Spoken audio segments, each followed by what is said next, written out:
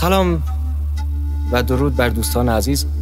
امروز میخوام راجع به سیستم‌های مغناطیسی یا مگنومتر با هم صحبت کنیم. اسکنر یا حالا هر چی که اسمشو میذارن، هر کسی به هر نوعی که شده این سیستم رو تولید میکنه و میفروشه. از اول میخوام بهتون بگم چی هست. این سیستم از روز اول توسط شرکت اوکائم تولید شد. دوستان ما هم توی ایران تولید میکنن و متاسفانه جوری برخورد میکنن که میگین اصلا چی هست این سیستم.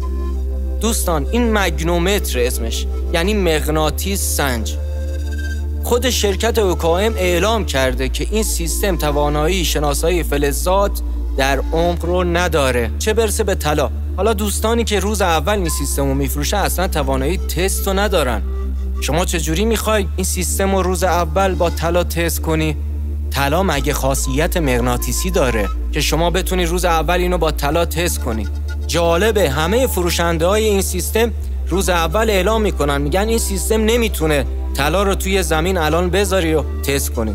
میگن این سیستم نمیتونه طلای جدید رو بزنه، باید شما فلز رو بذاری و 6 ماه دیگه بیای اسکن بگیری. مگه میشه همچی چیزی؟ فرق طلای جدید با طلای قدیم چیه؟ و میرسیم سر همون حرف اول. شرکت اوکائم خودش اعلام کرده این سیستم نمیتونه طلا و فلزات رو سنس کنه.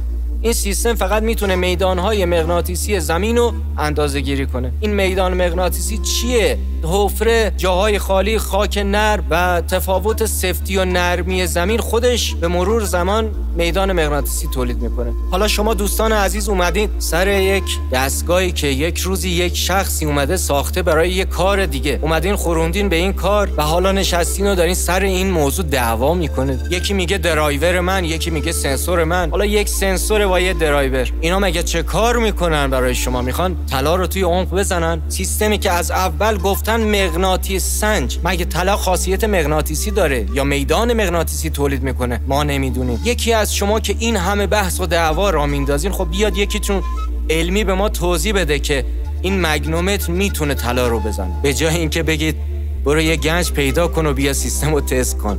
مگه میشه همچین چیزی؟ همه این حرفا رو زدم که بهتون بگم این سیستم کلا قابلیت این کار رو نداره. هر کی هم دوست داشت این سیستم رو بسازه، ما کلا درایور و حتی سنسور این دستگاه ساختیم. حتی اون FL300 که میگن کار شرکت استیفان مایر آلمانو، که اصلا همچین چیزی نیست. که اون شرکت کجا و این سنسوری که 2-3 میلیون توی بازار میتونه بخریدش. دوستانی که قصد خرید این سیستم رو دارن، به جای پرداخت هزینه‌های بالا 70-80 میلیون که کمش هست، میتونن با 1-2 میلیون این سیستم رو بسازن برای خودشون که واقعا ثابت بشه بهشون که این سیستم کلا کارایی نداره. دوستانی که تا اینجا این ویدیو رو دیدن، همین الان به بنده دایرکت پیام بدین و برای شما تمامی فایل های ساخت این سیستم رو براتون میفرستم. بیاین یک بار برای همیشه این داستان رو تمومش کنیم که کسی دیگه برای این داستان پول و وقتش رو هزینه نکنه. زهیر هستم از گروه